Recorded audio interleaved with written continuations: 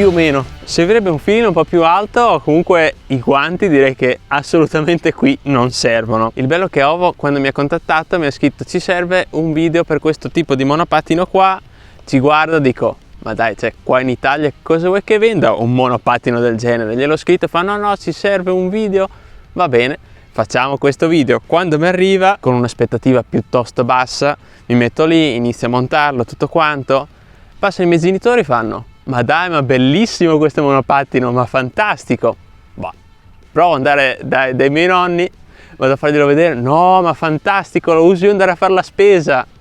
Fate conto che me l'hanno rubato praticamente tutti e io ci sono rimasto malissimo. Forse ho pensato un target diverso come destinazione d'uso, non so, forse il target giovanile non è proprio adatto, ma dai 50 anni in su forse potrebbe essere comodo, anche perché è comodissimo per fare la spesa. Ho voluto provare ad andare al supermercato qui vicino, dai, comodo, servirebbe un cestino un po' più grande, un po' più alto, un cestino anche migliore, dai, dopo ve lo faccio vedere nel dettaglio. E comunque questo qui è il Bogist M5 Elite, è bellissimo, non sapete quanto è divertente far l'asino, anche se non è proprio destinato a quest'uso qua, come vi ho detto, però no vabbè. Acquistandolo direttamente sul sito ufficiale Ovo, ci sono i magazzini in Germania se non ricordo male, vi arriverà in una settimana circa. Io personalmente ci sono voluti 4 giorni esatti, assolutamente ben imballato, con dotazione la sella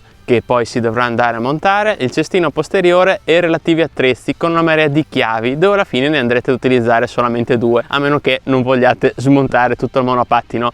E questi attrezzi sono all'interno di un semplice astuccio completamente macchiato. Vabbè, non facciamoci domande. Poi c'è anche il classico portatelefono da mettere qui sul manubrio che a me non fa impazzire, e c'è anche un lucchetto con la combinazione, e questi ultimi due sono disponibili solamente se andrete ad acquistarlo direttamente sul sito ufficiale a Ovo.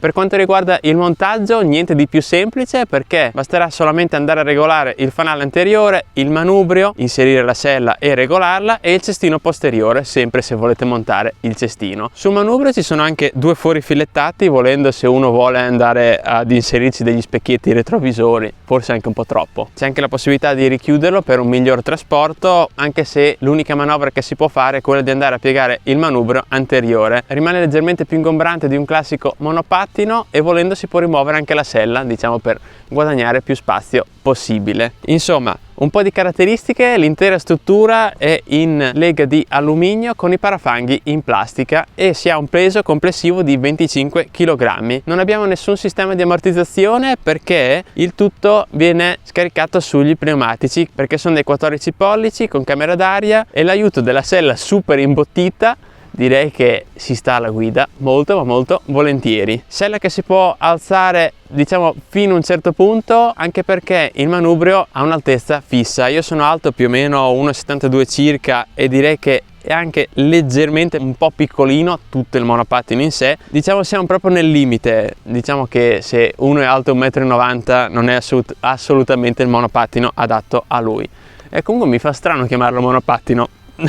Non è un monopattino, dai, cos'è? Un mini motorino. Presente il doppio freno a disco. Quando si va a frenare leggermente si aziona il freno elettronico, quello basta e avanza nell'utilizzo quotidiano. Invece se si vuole frenare con forza direi che si arresta praticamente subito. La batteria è removibile da 48 volt 13 A, e con la chiave d'accensione è possibile aprire il pianale qui sotto. Comodo sì andarlo a sostituire, ma guardate il pianale, costruito semplicemente in plastica, direi che lascia desiderare, e non so quanto si chiuda ermeticamente così. Direi che sotto il diluvio universale sconsiglio di andare a utilizzare questo monopattino. Dai, nel caso se lo acquistate fatemi sapere anche voi com'è il pianale.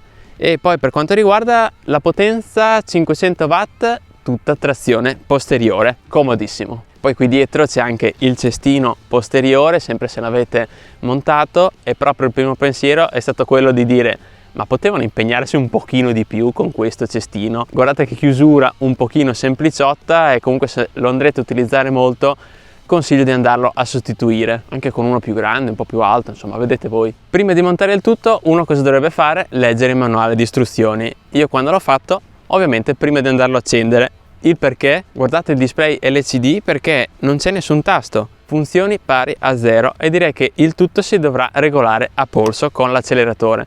Non c'è nessuna funzione, non c'è proprio nessun tasto fisico e sul manuale di istruzioni parla di andare a cambiare le varie modalità, cambiare tra km/h e miglia, ma qui non c'è nulla. Vabbè, è già configurato, pronto all'uso. Infatti pronto all'uso perché una volta inserita la chiave e ruotata, il monopattino in meno di un secondo è già attivo e questo è molto comodo. Il display sempre visibile, LCD retroilluminato dove si vedono i chilometri orari, la batteria residua e i chilometri effettuati. Quindi come vi dicevo, l'acceleratore è a polso, un po' come i vecchi motorini. Ormai non sono più abituato, di solito sono abituato a utilizzarlo a pollice. Poi sempre qui sul manubrio abbiamo l'accensione dei fanali e qui sotto il clacson. Molto robotico. Voi non ci crederete, ma sapete una cosa, questo qui è il monopattino più comodo mai provato. Ok, con la sella è sicuramente molto più comodo, ma tutto nel complesso mi sembra di usare una bicicletta che fa i 40 all'ora. Eh sì, fa praticamente i 40 all'ora, dai, diciamo quasi sempre, quando è carico proprio al massimo.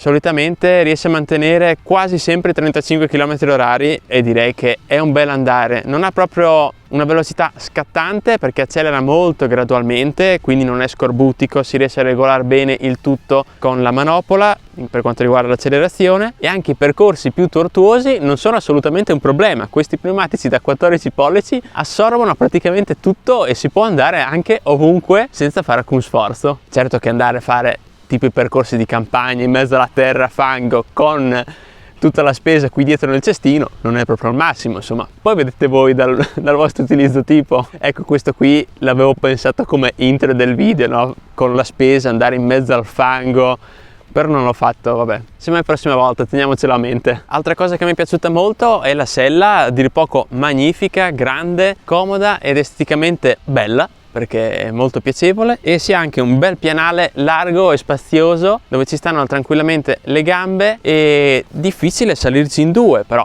mai dire mai. Come batteria ci vogliono circa, per una ricarica completa da zero, quelle 8 ore circa. Come percorrenza si riescono ad effettuare 40 km circa, più o meno, con una singola carica. E poi c'è anche la comodità di andarla a sostituire la batteria sempre se ne volete acquistare un'altra. Batteria che dovrebbe essere uguale a quella del Bosist C1 Pro che avevo provato quasi 2 annetti fa, anche quello dove ero caduto, e la batteria aggiuntiva costa 140 euro, cioè pochissimo, ed è un prezzo assolutamente allettante. Quindi valutate voi se può essere un acquisto da fare, anche perché si apre il pianale, si cambia la batteria, si stacca, si cambia la batteria, si riattacca e via. Insomma dai, arriviamo alle conclusioni. Mentre lo guidavo mi sono affiorati un sacco di ricordi, diciamo 15 anni fa circa. Venivo proprio qui in campagna col mio motorino, con il mio Ciao, giravo dalla mattina alla sera sempre qua, anche in compagnia con amici, bei ricordi assolutamente, e questo monopattino qua mi ha ricordato proprio quei momenti. Come velocità anche massime, come accelerazione più o meno ci siamo a un classico Ciao Piaggio. Staremo a vedere le leggi italiane perché qui mancano sì le frecce, basta un semplice caschetto e non si può, almeno non ci sono tasti fisici per limitarlo a 250 watt. Staremo a vedere un po' le leggi prossimo anno. Il prezzo ufficiale di 529 euro, almeno sul sito ufficiale. Ho guardato anche altri store, si costa qualcosina in meno, ma non ci sono i gadget in omaggio, ma sono sicuro che nelle prossime settimane scenderà un pochino. Io più o meno questo monopattino l'ho valutato sui 400 euro, quindi intorno ai 400 euro ha senso. Mi raccomando, fatemi sapere anche voi se lo acquistate, in primis perché sono curiosissimo, e anche per cosa lo utilizzate. Per andare al lavoro? Sì, dai, potrebbe essere una soluzione. Andare a far spesa? Sì, c'è il cestino. Comodo la guida, fatica zero, è maneggevole. Cioè, voi come lo cambiereste un monopattino così? Mi fa strano chiamarlo monopattino, alla fine dai, è un motorino con la sua sella e via. Sì, ci servirebbe anche la targa, però dai.